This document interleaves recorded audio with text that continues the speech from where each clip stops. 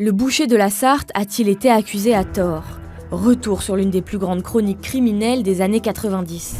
5 septembre 1994, Christian et Brigitte Le Prince, ainsi que leurs deux filles de 10 et 6 ans, sont retrouvés sauvagement assassinés au couteau de boucher dans leur domicile de Thorigné, un village de la Sarthe. Leur dernière fille de 2 ans est la seule survivante. Qui peut commettre un crime aussi odieux? L'attention se tourne vers la maison voisine où vit Danny Le Prince, le frère de Christian. 2 jours plus tard, il est mis en garde à vue. Les gendarmes ont déjà des soupçons. Danny dit n'avoir rien vu, rien entendu, ses chiens n'ont pas aboyé alors que sa maison est toute proche de celle de son frère. Ses horaires sont faux pour les gendarmes. Et puis on a retrouvé une reconnaissance de dette entre les 2 frères sur les lieux du crime. Coïncidence ou non, Danny travaille aux abattoirs et il a pu utiliser et savoir manier l'instrument de boucher qui a servi au carnage. Et c'est le suspect parfait. L'étau se resserre sur Danny Le Prince lorsque Martine, sa femme, et Célia, sa fille de 15 ans, livrent leur version. Même si leurs déclarations divergent sur quelques aspects, elles disent toutes deux l'avoir vu agresser Christian Le Prince à l'arme blanche à quelques mètres de la scène de crime. Après 46 heures de garde à vue, Danny Le Prince avoue son implication, mais uniquement dans le meurtre de son frère. Le village est en état de choc. C'est le propre frère de Christian Le Prince, Danny, qui a tué à coups de machette de boucher les 4 membres de sa famille, dont 2 enfants.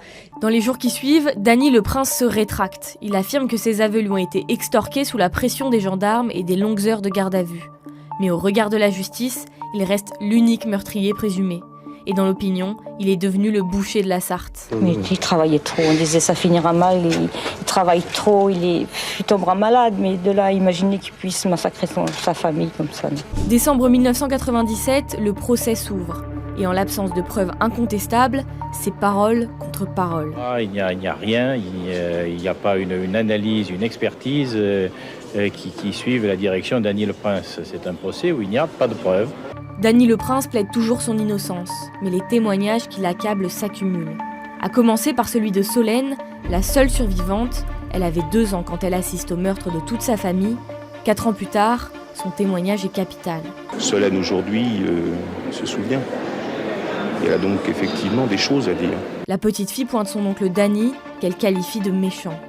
Martine Le Prince et Célia, la femme et la fille de l'accusé, réitèrent également leur accusation.